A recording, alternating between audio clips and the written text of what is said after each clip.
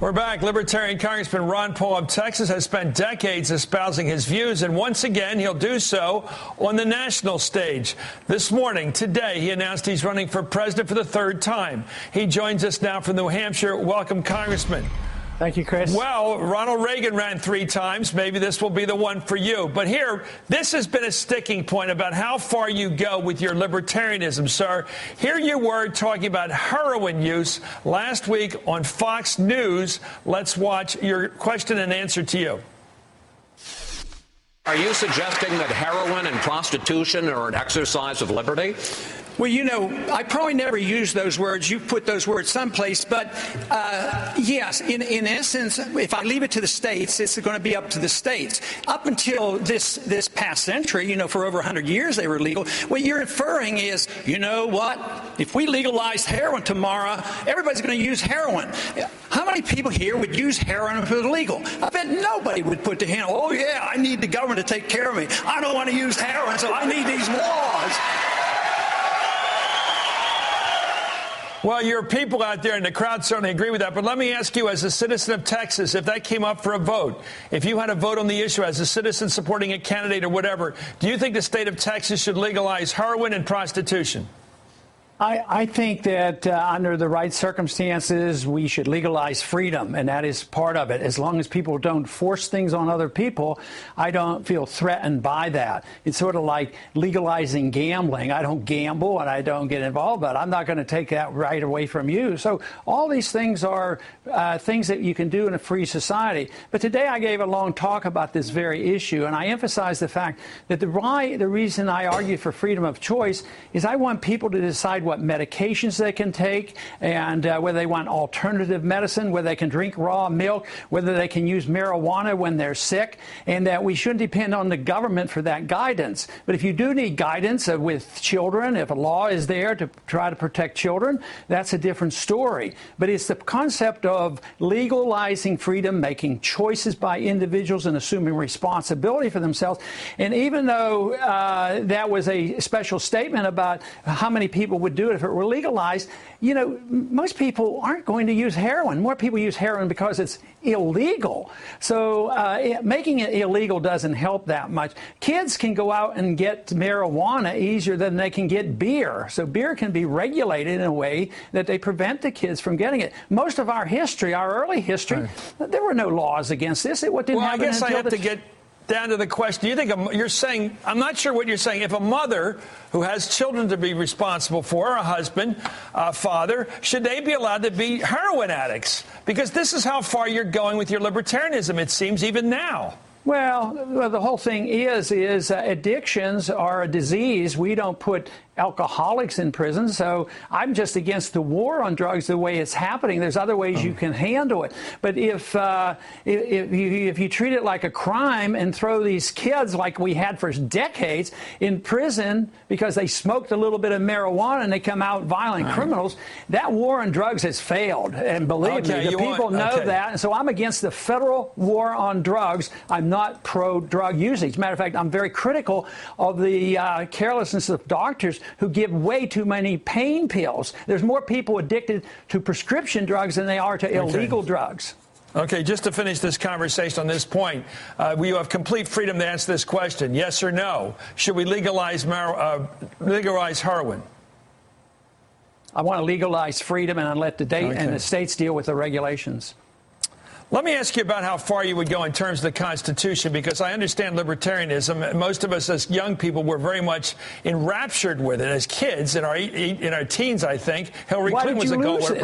Well, I'll tell you, because the idea of total freedom doesn't seem to work. Let me ask you, the 64 Civil Rights Bill. The 64 Civil Rights Bill, do you think an employer, a guy who runs a shop down in Texas or anywhere, has a right to say, if you're black, you don't come in my store? Well, that was the libertarian right before 64. 64? Was it the better society? I believe that property rights should be protected. Your right to be on TV is protected by property rights because somebody owns that station. I can't walk into your station. So right of freedom of speech is protected by property. The right of your church is protected by property. So people should honor and protect it. This gimmick, Chris, it's off the wall when you say, I'm for property rights and states' rights, therefore I'm a racist. I mean, that's just outlandish. Because wait, Chris. People who have, let's say that law was there and you could do that. Who's going to do it? What idiot? Everybody was in the South. What idiot would do it? I saw the white-only signs driving through the South in college. Of course they did it. You remember them doing it. Yeah, but I also know that the Jim Crow laws were illegal and we got rid of them under that same law, and that's all right, good. Well, you would have voted against that law. Pardon me? You would have voted against that law. You wouldn't have voted for the 64 Civil Rights Bill. I wouldn't vote against getting rid of the Jim Crow laws. But you would have voted for the... Oh, come on. Honestly, Congressman, you were not for the 64 Civil Rights Bill. Because of the property rights element, not because he got rid of the Jim Crow law. The guy who owns a bar says no blacks allowed, and you say that's fine. No, Chris, you're demagoguing it now. No, you know I'm asking a question. What is the answer? What's your answer? You know, segregation was created by government laws. Slavery was created by government laws. Segregation, the segregation in the military by government laws. So what we want to do as libertarians is repeal all those laws and honor and respect people with freedom of choice. But for you to imply that a property rights person is endorsing that stuff, you don't understand that there would be zero signs up today saying something like that, and if they did, they would be an idiot and they would be out of business. So I think you're just getting overboard in order to try to turn it around and try to accuse somebody of being a racist. I'm not calling anybody racist. I'm saying the laws are racist. That's what you're implying. Let me ask you this. I once knew a laundromat when I was at the Peace Corps training in Louisiana, in Baker, Louisiana. A laundromat had this sign on in glaze, whites only on the laundromat, just to use the laundromat machines. This was a local shop saying no blacks allowed. You say that should be legal. That's ancient history. That's over and done with. Because and it was promoted by the segregation on buses and all was done by laws. So it was a culture. That's over and done with, Chris. Why do you want to go back to ancient days? Because you want to come back. It's past. You're running for president. Because you're running for president as a libertarian. Believe me, we don't need laws to protect people. And you're reading much more into it, and you're trying to imply certain beliefs that I don't have. I think you're libertarian. I think you're wrong. You're a total libertarian. You're doing it deliberately. I think you're a total libertarian. I think that's what's appealing about you, sir. I think people like you. Listen, you know why they like you? They want to live in a simpler society. Total libertarian is believing in liberty versus being totalitarian. So if you want the opposite, just look around. That's what we have. We have a totalitarian world. That's what most of history's been about. Totalitarianism, dictatorship. We've only had a small taste of freedom of choice and the principle of private property and contract rights, and we're blowing it. So this whole thing that we're going to give up on that. What we're doing is trying to emphasize that something good and wonderful comes from freedom and freedom of choice, and that we should not say this, that liberty is disgusting, as you implied, and totalitarian should be the way we run our country. I think that's absurd. We've had a long history of government involvement with Medicare, Social Security, the Civil Rights Act, the Voting Rights Act, and I think you're saying we would have been better off without all that. I think we'd be better off if we had freedom and not government control of our lives, our personal lives, and our and policing the world and running the economy. Well, because that part we're facing. Hey, Chris, let me finish. We're facing a calamity because of that. We have a financial crisis. We have a crisis in the foreign policy. We're losing thousands of people. Hundreds of thousands are coming back sick because of our foreign policy.